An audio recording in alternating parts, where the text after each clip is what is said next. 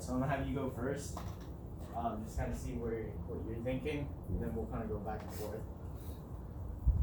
So, boxing stance. Where are you? What are some keys? What should you do? Or like, why are things a certain way? So break down your whole stance. Okay. So kind of like objectively, just talk about it, and then like. Yeah, then I'll add to it. Kind of like, what are some key points about like?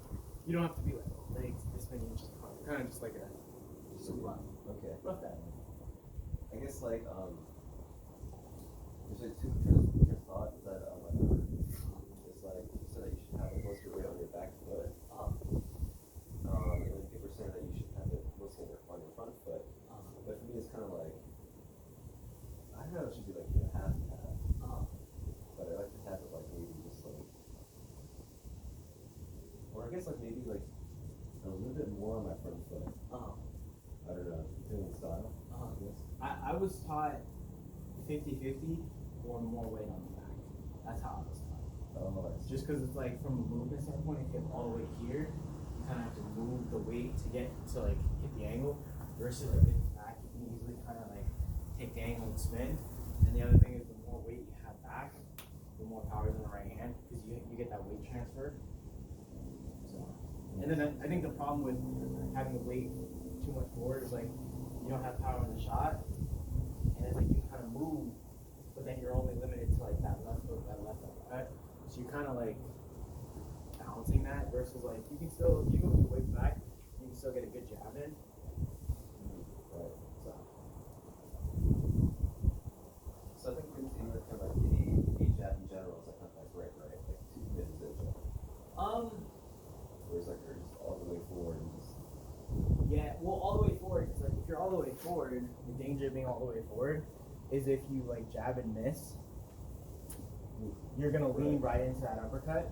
So you're actually gonna be adding power by being down here. Versus if you're all the way up or back, even if I reach it, I might tag you, but it's not gonna be the same.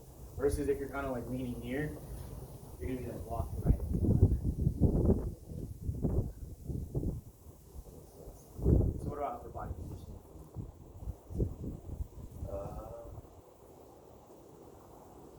It's just not too lean forward, not too lean back, same thing. And,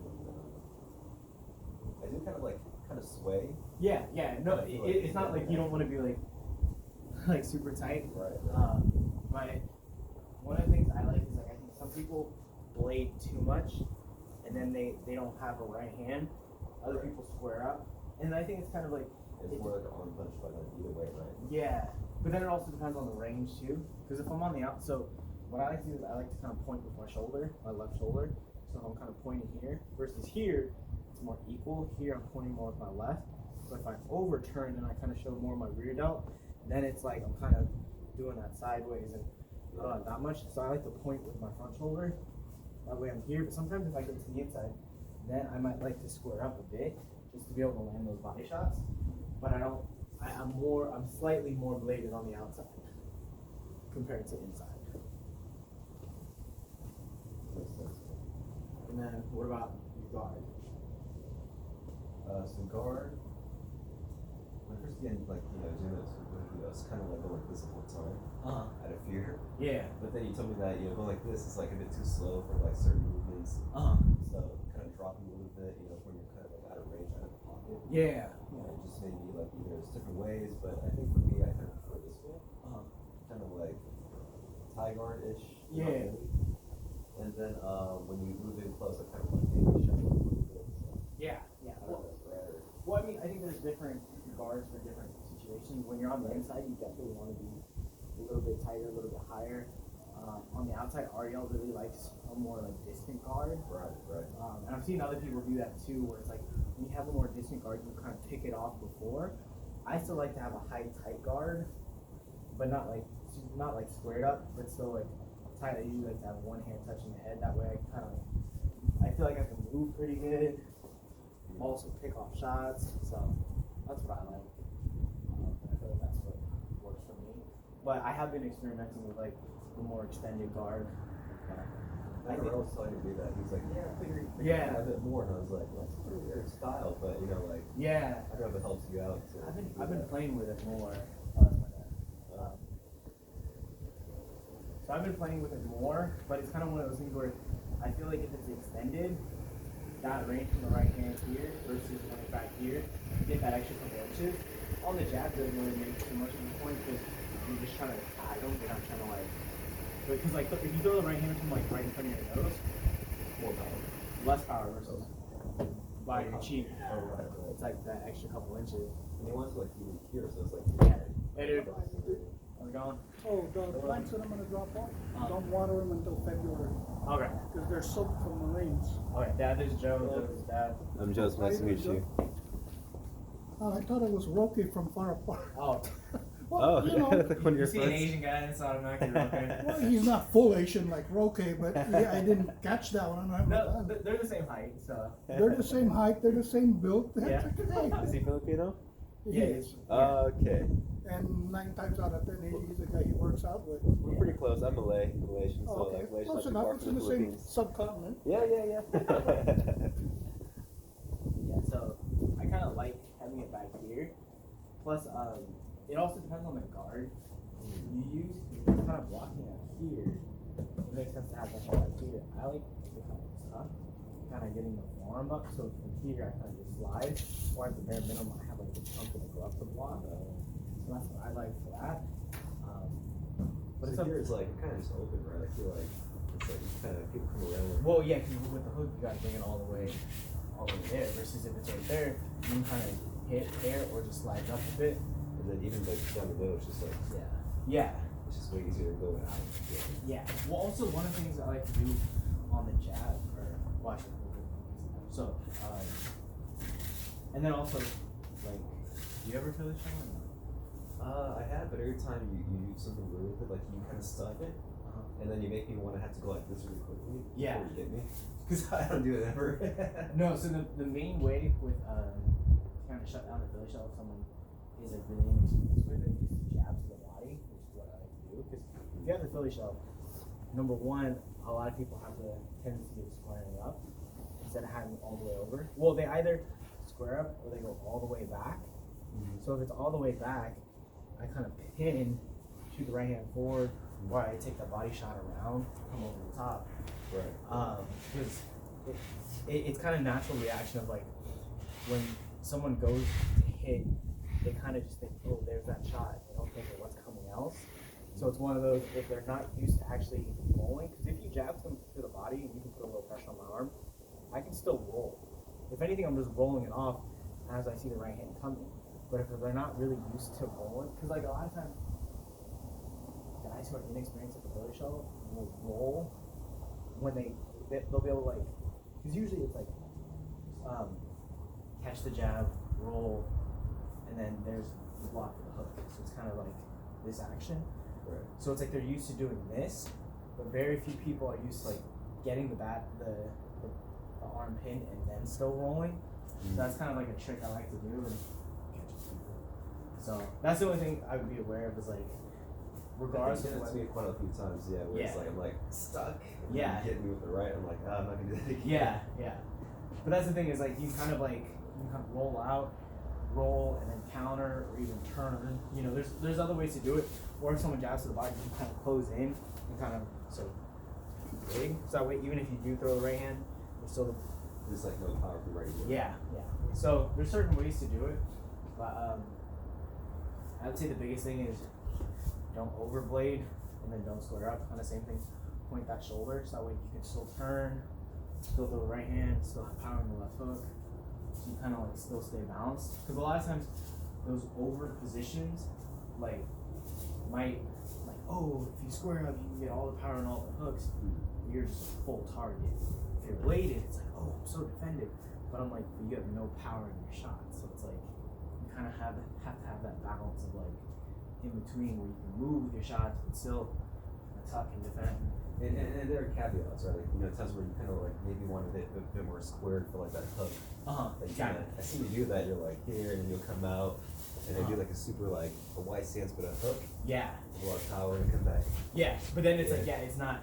I'll do that, but but I don't stay there. I don't just like Yeah.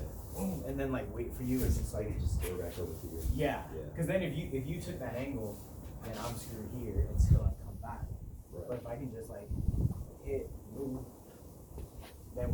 then you're forced to take that step instead of me. Right. So I want to force you to have to make the extra move, not me. Alright, so jab. What are the things you focus on? What do you do? What's your mental checklist on your jab? Oh, question for you, by the way. Yeah. So on a one, like, you know, how to box in like 10 days PDF, Yeah. you say like the classic way to like learn how to like, you know, defend when you box is like have this right here, cheekbone, Yeah. and then have like this glove actually facing you Okay. from like a little bit away from your face, like 5 inches away from your face, like Yeah. this. I'm like, but this, if you got a jab, you're all the way, you gotta rotate your glove. like this. I was taught that at one point, but I didn't like. I had to do it in the beginning, but I didn't like that turn. I felt like it was just slow, but And I feel like, yeah, it's like if you block, it's like biomechanically, it's not really using your tricep to kind of go against force. yeah. Then just like, you know, using like here, like the rectum radialis, so it's like not as strong either. Right. Like this versus like this, Yeah. So. like a hammer fist versus Yeah. it's like block punches. But I was definitely taught that because you kind of get the bulk of the glove behind it. right. But then it's kind of like depending on what you like if you want to go to MMA, it's like that glove's not going to do much. So it's like the time you take to jab to twist, I'd rather have it here and be able to like hit this. Well, that's the thing here is if you're hitting the squats, it's kind of like True, you can't really open your hand. yeah. Versus here, I kind of like to squat, press out, I like a high guard. yeah. So there's a different. That's why I like kind of like the neutral hands because there's a lot of things I can do. And that's awesome. Yeah. But I have heard that, and there are some people that respect that. I just don't like it. But Yeah. I think it does have some merit. Like, if you do have that guard, you're gonna have to go around. Because chances are, it's like, I don't. From here, I would have to kind of come up to me, come all the way around, or take an angle with the right hand. Because I think right hand straight on, maybe I can come in with a hook. But by the time I come with my hook, you have that power with the right hand. So, you know, so it's like, it's one of those things where it depends how much you rely on your defensive counter punching versus you rely on your jab, distance. So it's kind of like, That was like it. no, keep going, but like that, I don't want to like blow it in. Oh yeah. Sorry, guys. No, I'm just trying to, yeah, thank you. Yeah, so that's the thing where here it's like there are certain guys where it's like they rely on the counter shots where they defend and rely on the counters. That could be really good for this. If you're one of those people where you use your jab, you need to find your range, you use it for offense and defense, then it's like what do you prioritize? Maybe a slightly better defense or a more efficient active jab. I'm more on the jab side because I feel like my jab can sometimes defend me. So And I feel like offense is better than defense sometimes, or offense is your defense at times. yeah, if you use it wisely, offense can be your defense. Especially for like you said, MMA is like you can't just like take shots with your hands. It's gonna all With the go hands, through yeah. most of it. Yeah. Alright, so that leads us to the jab. What's your checklist? What do you like to do? What do you do? Everything from ground up. So offensive wise, I guess counters aside, just like the straight motion of the jab. Yeah, straight motion with jab. I know how to go like so from here, I see this angle. I have it here, and then I just kind of like slowly twist it to the side. Or sometimes I take a bit of a step, and then I kind of like go into it. Or there's like the jab, which I don't do too often. Yeah. That's more just like a Yeah, kind of. Yeah. Yeah. But for the most part, you know, primarily like this, just kind of twisting it. So I don't know. So one of the main things is again, there's like hundreds of different jabs. I don't know about hundreds, but there's a lot of different jab variations. So it's like it's kind of hard to go over all of them. But for the most part, even if I'm like stationary, I still want to step with my jab. Even if it's just that step, just because I want that weight transfer. Because if I have most of my weight back and I just throw out my arm, I might as well just do a flipper jab with that. It pretty much is a flipper jab. But if I take a step, I get that little weight transfer. I don't want to dip all the way over, but it's a little weight transfer. Or if I need to jab and take a step in order to close the distance, but I still like to have that step. So I have a quick step. One of the things I like to do is, I personally, it depends on what I'm doing, it depends on the person I'm fighting. If they really like to counter with the hook, I'll usually have my hand tight when I jab. If they're really jab happy, I'll actually the jab catch, I'll actually jab from here. Just so like if they counter with their jab, it's gonna hit me right in the glove. Simultaneous. Yeah, so it's right there. One of the things you try to do is, some people overdo this by jabbing like that, which is stupid. When you jab, you wanna have your chin tucked enough to where the knee of your shoulder can block your chin from that angle. So kind of just nice tuck. You don't want to overdo this. That's not necessary. Right. It's too slow, right? It's just so. Yeah, it's too slow because you're kind of going up and over. Just power too. Versus yeah, you're kind of going up and over. Yeah. Like a wide It's all quarter hook. Yeah. All this right here now. Yeah. So chin tucked, protect yourself, and then that's pretty much it. If I want to get more power to it, I kind of do the stomp jab. Stomp, and I kind of put more weight. I kind of drive, stomp, so that way I get a little bit extra. But again, that's not something I do every jab. It's more like from here, I might pop jab, and I see like an opening. I might stomp and then throw the right hand and then move or do whatever I gotta do. But yeah, that's the big thing is you kind of want to put something on your jab. Your jab's not going to be a knockout punch, but it's one of those things where it's like if there's not enough on it to begin with, then it's like they're not going to respect it and you're just going to walk through it. So here, if you're just doing this, you're kind of doing this, they're not really concerned with it. Versus if you're just tight, even if it's quick. You gotta respond. They have to respond. Right. Because those will add up. Or even that, it's one of those things where the harder you hit someone, the longer it takes for them to respond. Even if it's not like a long window, it's like you're talking about fractions of a second. But if you just hit someone with a flicker jab, they kind of react and then they're ready to go. Versus if you land a big uppercut or a hook, it might take that much longer for them to react, which gives you time to get out, hit again, take an angle, do something else. So sometimes that little bit of a difference between the flicker jab versus a quick step on the jab can make the difference between getting to where you need to go or getting out or whatever. So yeah, because you have to think about like when you get hit, if you just get smacked, you're just like, okay, I'm gonna land one, versus when you catch a bigger one, you're like, oh, wait, where am I, You might even want to step back a little bit, or retreat and then regather.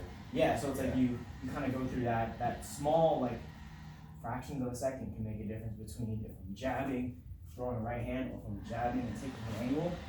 If I just flick and take that angle, he could cut me off. If I like give him a good jab, take the angle, that might give me the split second I need to throw the angle with the right hand in. So I gotta commit sometimes like one like in a big combo and set it up where I just like before I kind of take the angle, I can just kind of make it count. Yeah. So then it's like it's one of those use the right jab at the right times for the right reasons.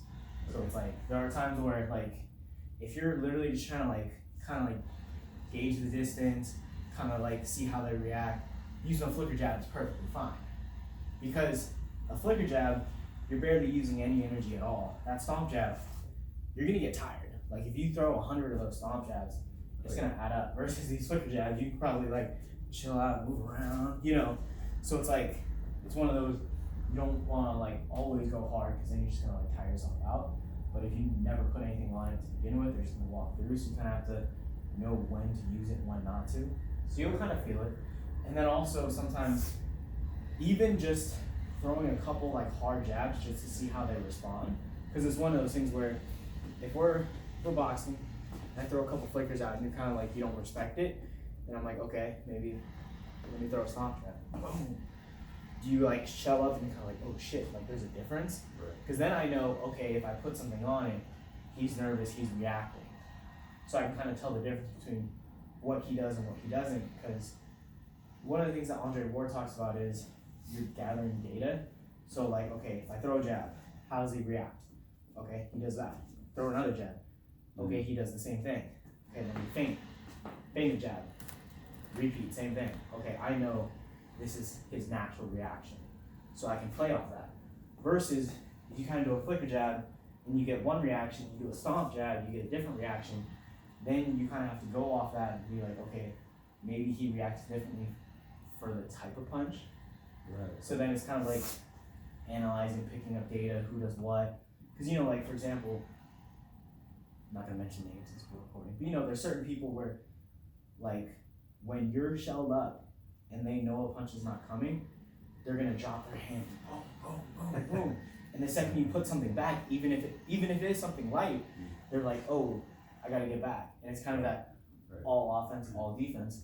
So that way, you know, if you just need something quick, you can immediately flicker just to get that reaction.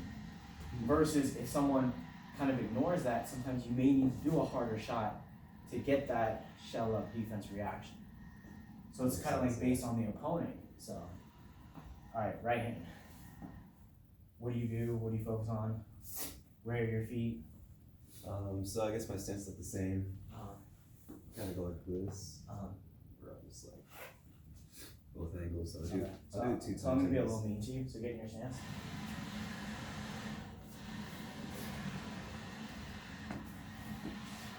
So, because what it looks like right now is To you're setting your stance up purely for speed. So take an angle to the right, quick. Okay, back up. Take an angle to the left. Yeah, so it looks like you're kind of like on your toes and you're kind of like ready to move and kind of spring, but it looks like you don't have that like. It looks like it's pushed over both ways, right? Yeah, it looks like it's built more for like speed of movement and strength because it's one of those things where even if I'm not pushing you, so if I just then you move back, that's when I'm going to take that space. So it's one of those you kind of have to have that because I think what happens is right now you're kind of standing on the line, so you want to open up a little bit. So if my right foot's here, my left foot. See how I'm kind of more open versus if I'm here. If you try to push me, I can try, but chances are I'm going to go over. Right. So it's one of those things where if I know I'm kind of like pushing you, but it's one of those things where it's like if you get hit on a shot and you're off balance, And you go back. you could go down even though you're not hurt. It's just you have no balance. Like a kick to the face or the Yeah. body. Yeah. Or it's one of those things where even if it's like the jab to the chest, my jab to the chest, and you have to like respond, and you're kind of like, where are my feet? Where are my feet? Boom. That's when I'm gonna throw my shot. And you just gave me a freebie just because by how your feet are set up. Okay. So I like having a little bit of a wider base because that's where I feel a little bit more comfortable. So try this wider base. Yep. So here you still have all the power in the right hand. The left hook, you can still move. Yep. So put the left foot forward a little bit more. Yeah, try that. Yeah. So see how you're kind of squared up a little bit? Point with the left shoulder. Yeah. So jab, right hand. Yep. Hook. Good. So, alright, so go from the right hand from there.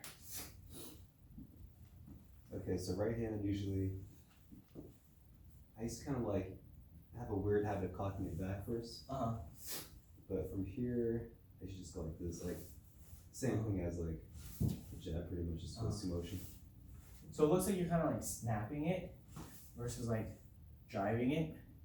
So see how the difference between here. So look at like if you see kind of like where my hand goes. If you kind of do this and snap, you're kind of going up and over. Versus here, it's like straight line. So that force to go up and down, you're kind of like losing force to do that. Versus if you just go straight and drive through, you know. That makes sense. Yeah. Yeah. Yep. Yep. So what are you thinking about? What are you doing with your lower body? What do you feel the right hand? Lower body and use my right foot to pivot. Kind of like fun, like my whole leg is just like that. Yeah.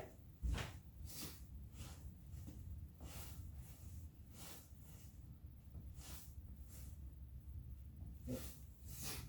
So where should your left hand be when you throw the right hand? Left hand.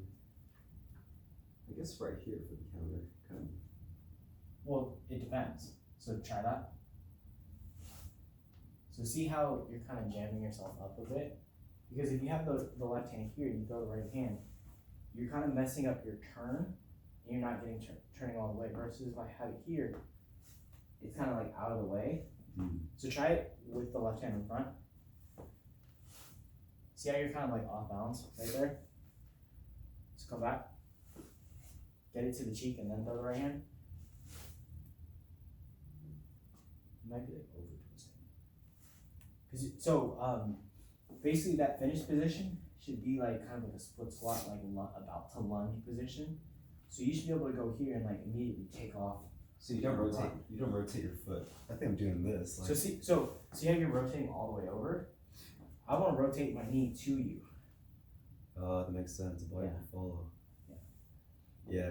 So because what I was taught was the right hand generates the force, the left leg generates the force, the left. Did I just say left twice? I think from the camera's perspective, yeah, I think you're getting it right. Either way. The right leg generates the force, the left leg catches it. So if I'm turning, I'm generating all the force, and then this kind of like quarter squat position is what catches the force. So that way I'm not spinning off, I can just catch, catch. Yeah, but see how you're kind of like turning the knee all the way in? You just want to turn the knee forward. If I'm facing you. Okay. Yeah. So if you're like here. Yep, just right there. Yep. So it's not even like a big motion, it's just like a little pivot. Yeah. Well, because if you think about the big motion, imagine doing right hand, left hook, right hand, you'd be all that. Do you see how long that took versus? I was kind of wondering about that. Yeah, I was like, I never really do this little pivot thing in like in real sparring because I always feel like it takes too long to do this. That makes sense. Well, also, also one of the big problems with the right hand is range. A lot of people think, oh, I need to like reach for it. So what they'll do is they'll reach for it and see how I'm kind of like more extending at the leg instead of driving in. That's what loses a lot of power, or what people lose, they'll lean forward. What you really should be doing is keeping the weight more back and then just transitioning it more to center. Here, it's pretty evenly balanced. I'm not reaching forward, I'm kind of staying back. And the reason why I can do that is if I use my footwork and my jab properly, okay, I can touch you, boom. Versus, I feel like throwing a right hand. You know, like there's a big difference of like if you can't touch them with a jab, you're out of range of the right hand. Don't even bother.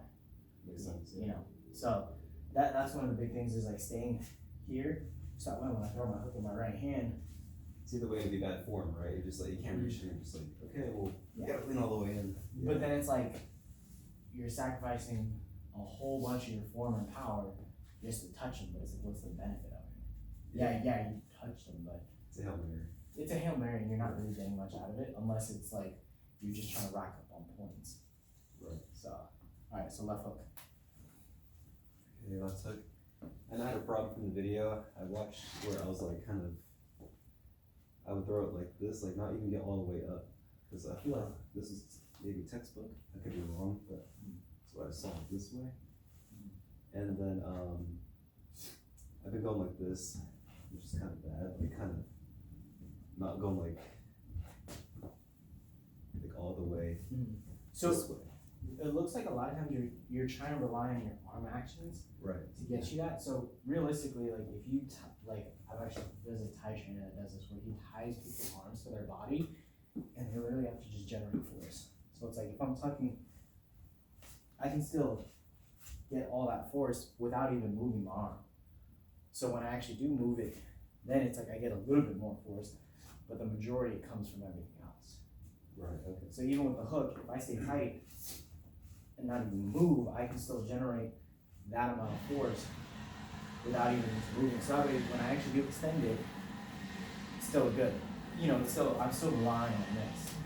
Right. And then it's another thing with the left hook is the left hook's kind of a weird punch because it's like if I go here, it's just like kind of like a short, like more like arm punch versus if I throw the right hand, I'm putting more weight here so I can transition the weight back to the punch, or slip, throw the hook, you know. So So many variations. there's many variations, but a good hook will have more weight on the front foot and transition back. Because if you figure if I have all the weight here, like let's say it's 75-25, and now it's like 85-15, I transferred like 10% of my weight.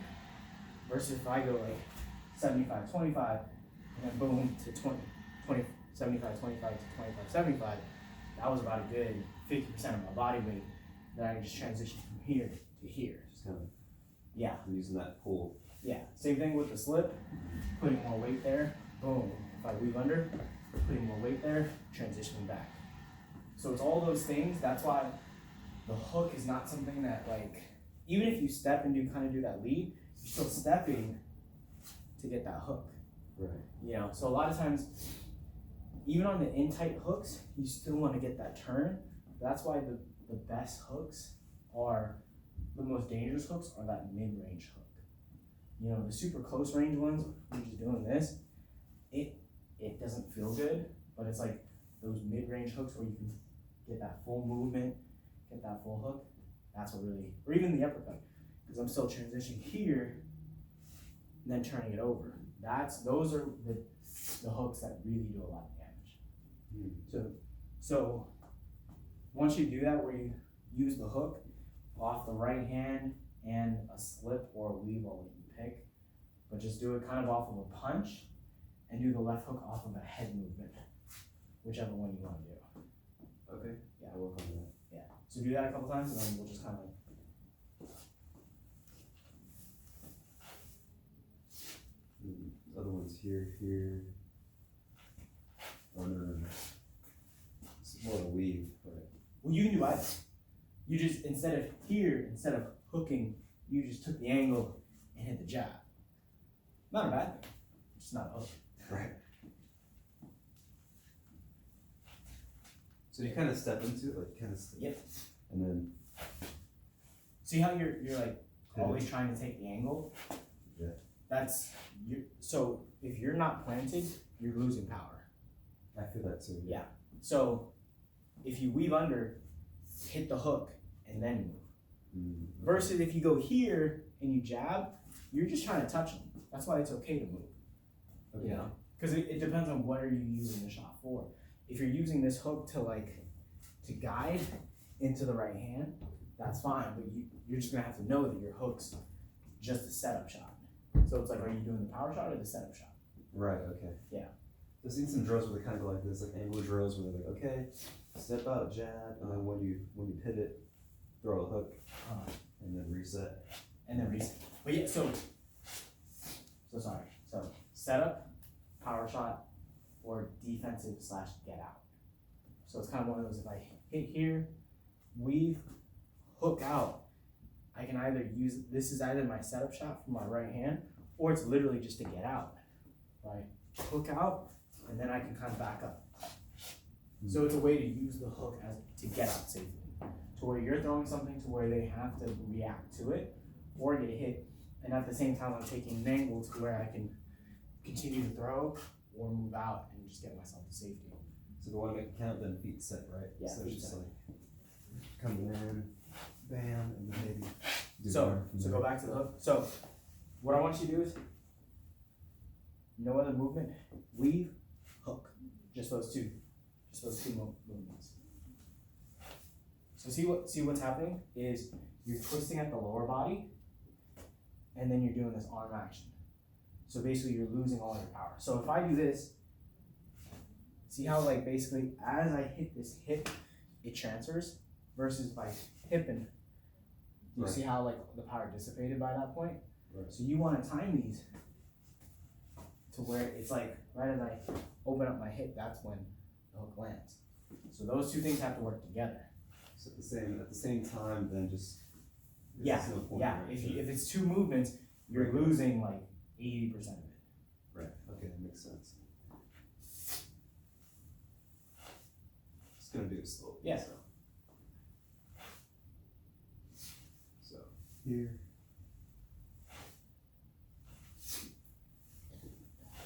So try that rope analogy to where throw the right hand. So imagine grabbing a rope and pulling it into your left hook. Yep. Now grab a rope, pull it into your right hand. Yep. Do that again. Yep. Keep going. Just kind of flow through that motion. See how you're getting the weight transfer? Forward, back. Forward, back. Right, I feel that kind Feel of. it? Yeah, it's that.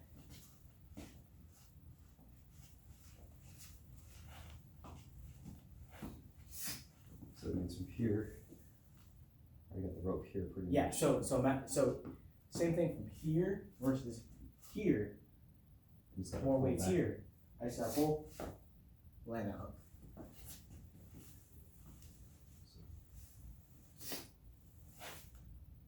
Yeah, not bad.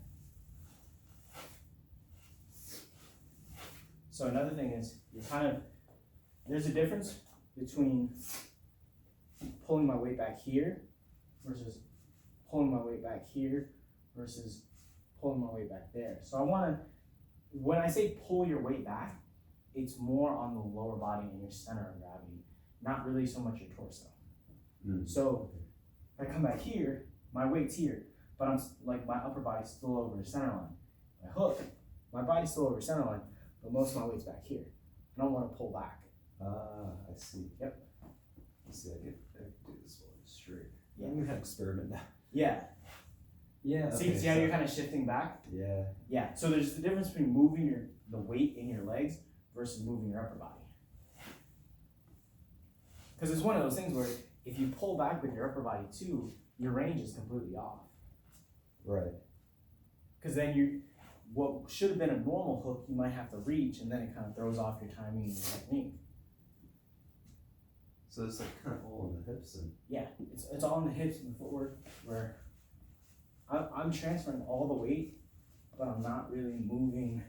I'm twisting at the upper body, but I'm not doing this action. I'm just doing this action. Yeah. Interesting. Yeah. Yeah, I can even feel it just like even trying to be upright. Because so what I was taught was, you know how like sprinters set up for a stance, or they have a stance to run in. So regardless, if I throw the right hand, I should be able to take off. If I throw the left hook, I should be able to take off in whatever direction I'm set up in. You know, so it's like whatever. You should always be able to move, bounce, run off. So it's like if you feel like if you're kind of like, and you can't immediately like run off, it means your balance is not set. Makes sense. So if I'm like pulling like this, Yeah, see, try to run that way. I'm gonna have to go forward first and then. Yeah. Versus if you're balanced, So here. now run straight. Boom. Right. See how you can immediately just take off? Right. That's that position that you want to be in. Okay. Granted, you're never gonna do that. But it's the ability to do that shows that you're in balance and you're immediately ready to use your feet to get out, to do something. So another thing with the hook is, so with the